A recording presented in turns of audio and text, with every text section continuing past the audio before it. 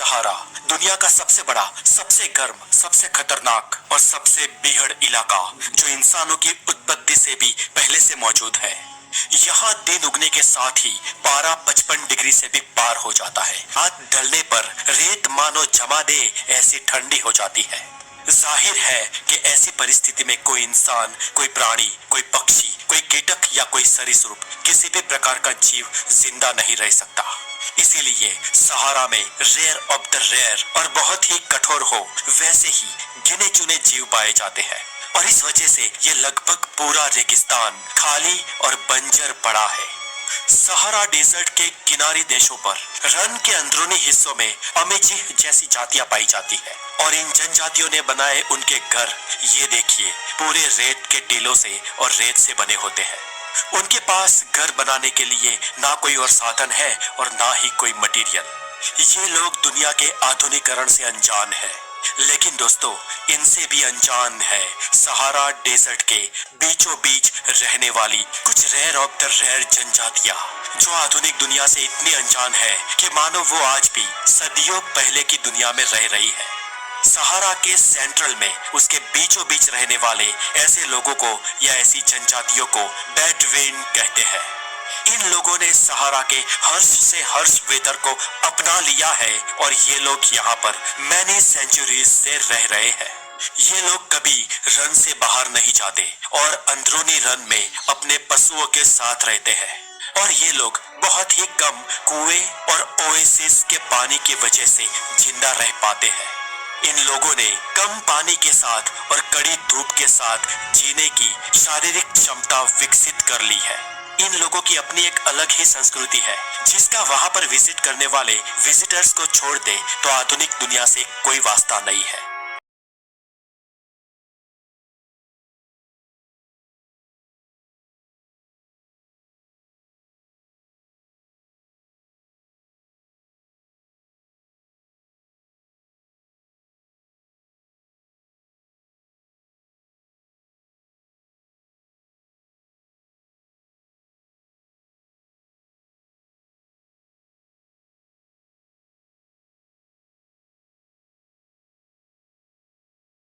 आज हम आपको सहारा डेजर्ट से रूबरू करवाने जा रहे हैं और इस रहस्यमय रेगिस्तान की सबसे बड़ी अविश्वसनीय और अज्ञात बातों को आपके सामने पेश करने जा रहे हैं। सहारा का इतिहास।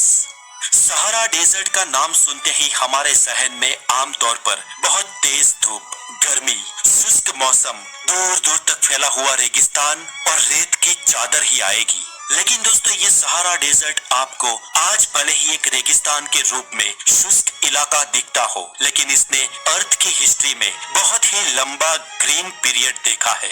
तो फिर आखिर इस रेगिस्तान में इतनी ज्यादा रेत आई कहां से? तो दोस्तों दरअसल करोड़ों साल पहले ये पूरा रेगिस्तान एक बहुत ही बड़े समुद्र के अंदर छुपा ओशन की बॉटम हुआ करता था। जी हाँ, ये पूरी जगह समुद्र के अंदर छुपी पृथ्वी की सतह थी। आज से 25 करोड़ साल पहले इस पूरे रेगिस्तान के ऊपर टेथिस नाम का ओशन मौजूद था और करोड़ों सालों पर इस पे पड़ने वाले पानी के दबाव और ओशन के प्रेशर ने इस जमीन पर लाइमस्टोन की एक परत जमा दी। वक्त के गुजरते पृथ्वी पर नए कॉन्टिनेंट्स बनने लगे और एशिया, अफ्रीका और यूरोप की भूमि टूटने से जब यूरोप और अफ्रीका अलग हुआ तो उसके बीच की जमीन ये रेगिस्तान बन गई।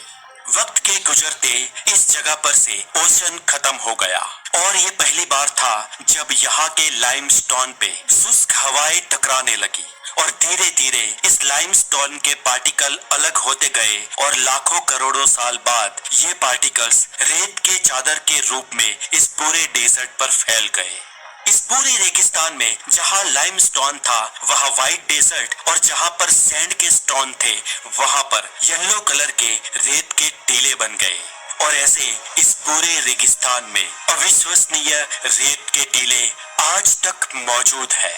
अब तक वैज्ञानिकों को इस सहारा डेजर्ट के अंदर कई सारे वनस्पति की खत्म हो चुकी स्पीसीज के अवशेष मिले हैं और ये बात भी यही साबित करती है कि लाखों करोड़ों साल पहले इसके ऊपर जब पानी था तो समुद्री शैवाल और समुद्री वनस्पति इस जगह पर रही होगी और उससे भी पहले इस जगह पर जंगल पनपते होंगे। कितना बड़ा है सहारा डेजर्ट? ये रेगिस्तान करीब 92 लाख वर्ग किलोमीटर में फैला हुआ है। इससे इतना समझ लो कि इसका विस्तार भारत देश से दोगुना है और करीब पूरे यूरोप के बराबर है। आपको बता दें कि इस पृथ्वी का करीब 33% यानी कि 1/3 हिस्सा रेगिस्तान का है और दुनिया के सभी रेगिस्तानों में ये सबसे बड़ा रन है। हालांकि दोस्तों आपने शायद ये भी सुना होगा कि सहरा का डेजर्ट दुनिया का तीसरा सबसे बड़ा डेजर्ट है, लेकिन दोस्तों असल में ये रेत का सबसे बड़ा डेजर्ट है। सहरा से बड़े जो दुनिया के सबसे बड़े 2 डेजर्ट है उसमें से एक है एंटार्क्टिक और दूसरा नॉर्थ आर्कटिक। लेकिन दोस्तों ये दोनों डेजर्ट बर्फीले डेजर्ट है, ये रेतीले रन नहीं है। ऐसा इसलिए क्योंकि साइंटिफिकली रेगिस्तान यानी कि एक सूखा इलाका जहां पर साल भर में 10 इंच से भी कम बारिश होती हो, और इस हिसाब से दुनिया का लगभग 1/3 हिस्सा सिर्फ रेगिस्तान ही है। इसलिए रेत के रन के मामले में सहरा दुनिया का सबसे बड़ा डेजर्ट है और बिन उपजाऊ डेजर्ट के मामले में सहरा दुनिया का तीसरा सबसे बड़ा डेजर्ट है।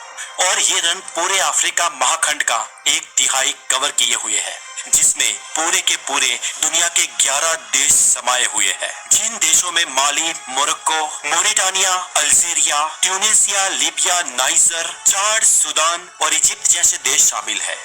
सहरा एक अरबिक शब्द से लिया गया शब्द है और अरबी में सहरा का मतलब ही रेगिस्तान या मरुस्थल होता है। 1940s तक सहारा के डेजर्ट में अफ्रीकन लायन होते थे, लेकिन आज वो भी खत्म हो चुके हैं। सहारा डेजर्ट के कारण ही इंसान इस पृथ्वी पर बच पाए हैं। दोस्तों अफ्रीका और सहारा डेजर्ट का ही ये वो एरिया है जिसके कारण हम इंसान इस दुनिया में बस पाए हैं। जी हाँ दोस्तों, इस पूरी पृथ्वी पर हर 5-10 हजार सालों में एक लघु या एक्सट्रीम हिमयुग आता है और हिमयुग की इस साइकिल के चलते हर जगह पर बर्फ की ढेर लग जाती है। इस हिमयुग के चलते कई सारी स्पीसीज पृथ्वी से नष्ट हो चुकी है, लेकिन सिर्फ अफ्रीका और ये सहारा का एरिया ही पृथ्वी पर ऐसी जगह है जहां पर बड़े से बड़े हिमयुग के चलते भी इतनी ठंडी कभी नहीं हुई जिससे यहाँ पर जीवन का सफाया हो जाए। यहाँ पर आर्कटिक परिस्थिति कभी पैदा नहीं हुई दोस्तों, जिस वजह से माना जाता है कि इंसानों का उद्भव और उनका विकास भी अफ्रीका से ही शुरू हुआ है। साइंटिफिक रिसर्च भी यही बताते हैं कि ह्यूमन स्पीसीज सबसे पहले अफ्रीका में ही पैदा हुई थी और बाद में वो धीरे धीरे दुनिया के अन्य कोनों में जाके बसी। दुर्भाग्य से ये रन लगातार फैलता जा रहा है। 100 साल के अंतराल में इसका विस्तार 10 गुना ज्यादा बढ़ जाता है, जिसका मतलब ये होगा कि 1000 साल बाद ये दोगुना हो जाएगा।